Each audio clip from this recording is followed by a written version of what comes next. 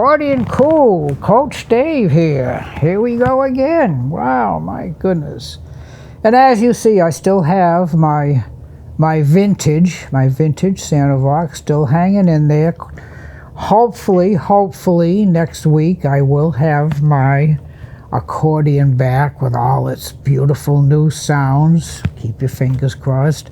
In all directions, getting it back A, getting it all the sounds I want B. Well, we'll see what happens. Electronics, and especially modern electronics, and I repeat, do not get along well. So I hope when I get it back, getting it to do what I want it to do is not a hassle. I don't need to enroll at MIT to get an engineering degree to figure it out. But anyway, not going to worry about that now. First song today, 1934, written by Cole Porter. Came from Broadway show. Broadway show was called Anything Goes. That song was called, Anything Goes. Anything Goes from Anything Go. Well, you know, Anything Goes, 1934. And I tell you, when I... with this round in mind, you know, when I'm playing, anything goes, and you know, sometimes it's not good anythings, but who knows?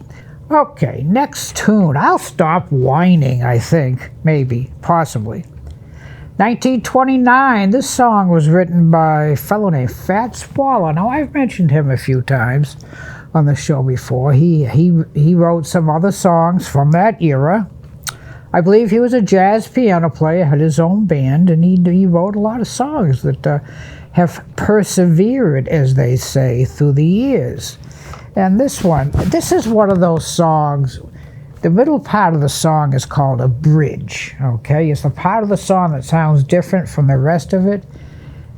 I have had a problem having the bridge stick in my head. So if you hear some funny squeaks and squawks, well, anyway, let's try it. Little honeysuckle, we'll do the whole thing. Honeysuckle Rose.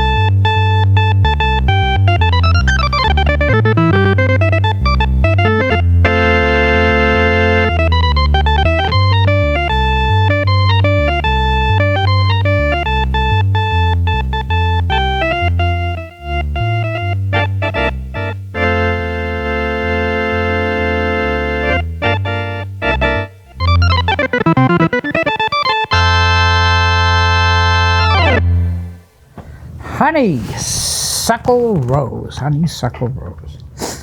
Well, this next song, I'm sure I must have played at one time or another on the show. One of the all-time greatest songs ever written. Written in 1934 for a show which debuted in 1935. Written by George Gershwin. Show was called Porgy and Bess. Bet you know now what the song is, right? As when this show is aired, I think summertime will be long gone. So bring back a couple of memories for you. Again, the whole thing. Summertime. Here we go.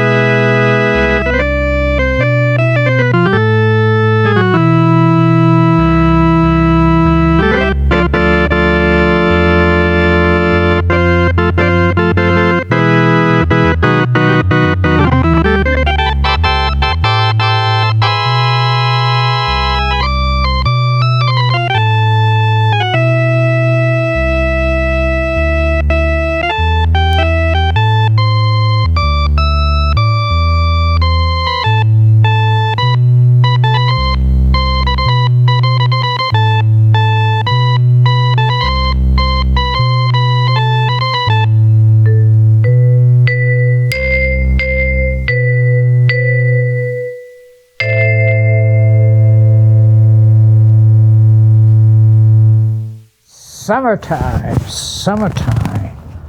So next week I'll have to play Autumn Leaves or something, and then we get to you know what, the W word. Oh, I hate it. But anyway, all right, moving right along. This next song was written in 1940 by a Mexican person named Consuelo Vasquez. Something a little bit different about Consuelo. When she wrote this song, she was only 16 years old. The name of the song is Bésame Mucho, which means kiss me or love me much. And she had to admit, when she wrote the song, she had never been kissed. Of course, that was now 1940. I'm sure between back then and anyway. So Consuelo Vasquez, Bésame Mucho. Here we go.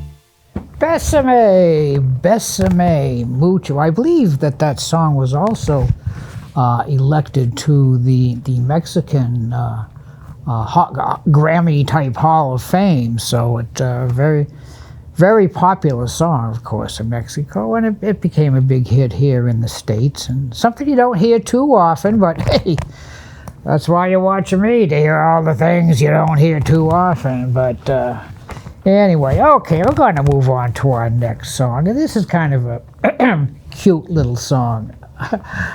You got to see what I just did in a minute. Song is written in 1958 by a fellow named Neil Hefti. Neil Hefti wrote several songs, but the one he's probably known best for was the Batman theme. Neil Hefti was a trumpet player with the Count Basie Orchestra. Now, the Count Basie, all the big bands had great players. The Count Basie Orchestra had the cream of the crop. They were so good.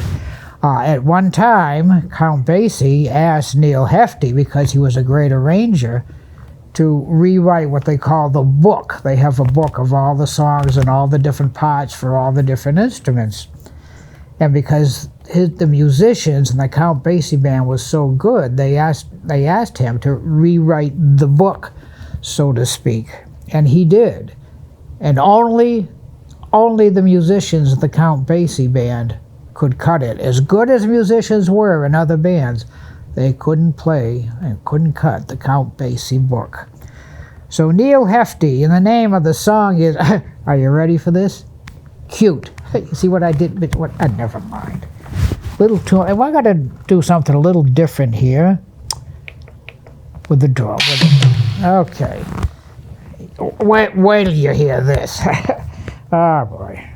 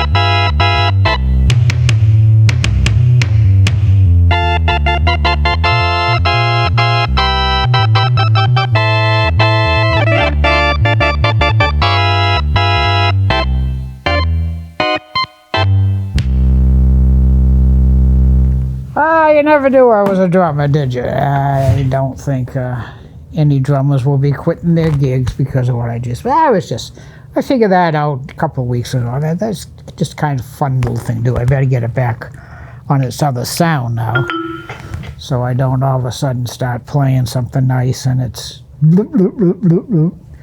All right, well, we're getting down towards the end of our time here today. Now, this tune, written I believe it was 1925, somewhere around then. And originally, actually, I would say in the 50s, 60s, it kind of mellowed down into like a sing-along song. And then the jazz guys got a hold of it.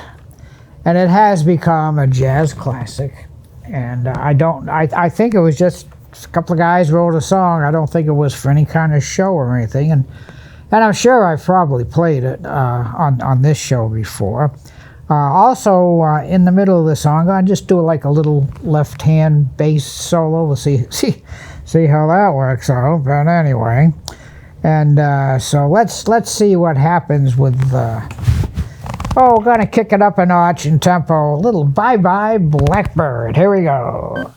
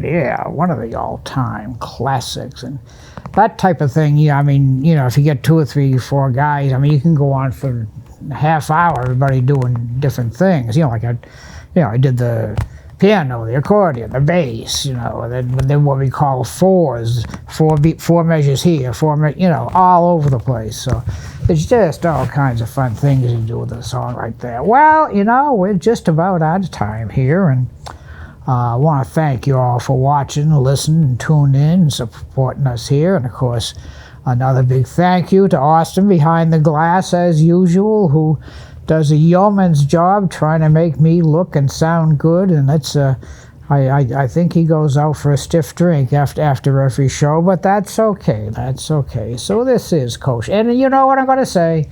Bring those young'uns in, especially, you know, they're never going to hear music like Bye Bye Blackbird and songs like that.